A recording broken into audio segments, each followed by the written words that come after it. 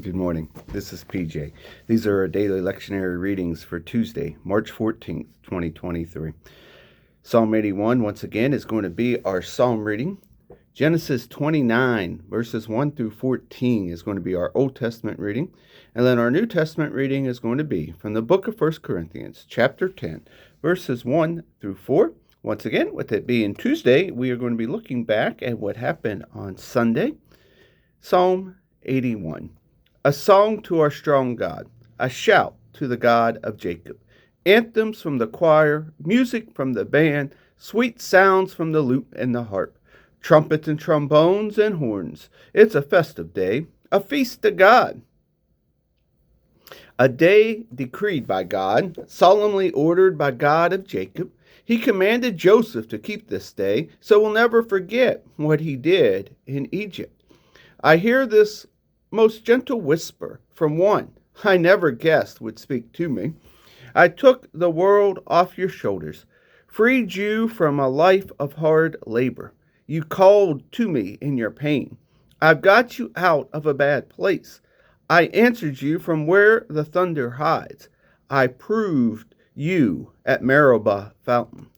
Listen, dear ones, get this straight. O Israel, don't take this lightly. Don't take up with the strange gods, and don't worship the popular gods. I'm God, your God, the very God, who rescued you from the doom in Egypt, then fed you all that you could eat, filled your hungry stomachs.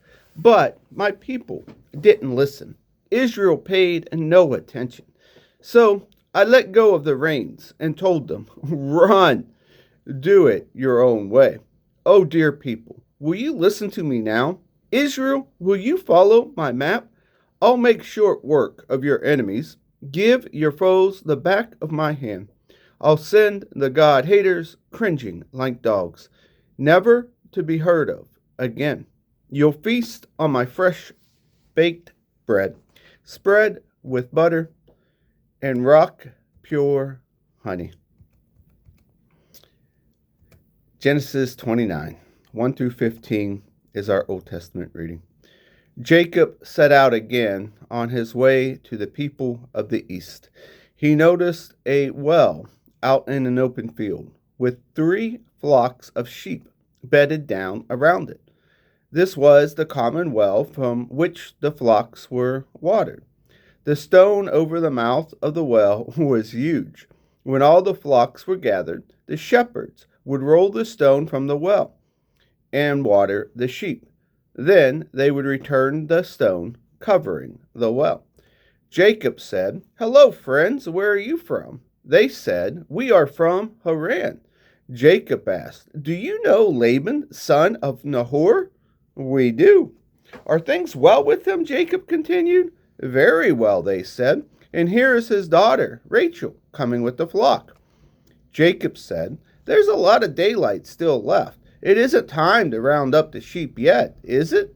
So why not water the flock and go back to grazing?" "We can't," they said, "not until all the shepherds get here. It takes all of us to roll the stone from the well. Not until they can, we water the flocks." While Jacob was in conversation with them, Rachel came up with her father's sheep. She was the shepherd. The moment Jacob spotted Rachel, daughter of Laban, his mother's brother, saw her arriving with his uncle's Laban's sheep, he went and single-handedly rolled the stone from the mouth of the well and watered the sheep of his uncle Laban. Then he kissed Rachel and broke into tears. He told Rachel that he was related to her father, that he was Rebekah's son. She ran and told her father. When Laban heard the news, Jacob, his sister's son, he ran out to meet him, embraced and kissed him, and brought him home. Jacob told Laban the story of everything that happened.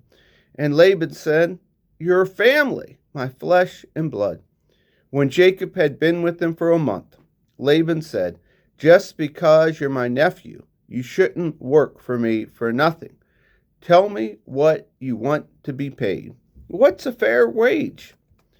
Our New Testament reading comes from the book of 1 Corinthians chapter 10, verses 1 through 5. Remember our history, friends, and be warned. All of our ancestors were led by the providential cloud and taken miraculously through the sea.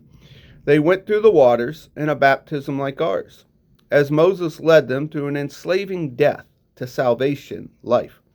They ate and drank identical food and drink, meals provided daily by God.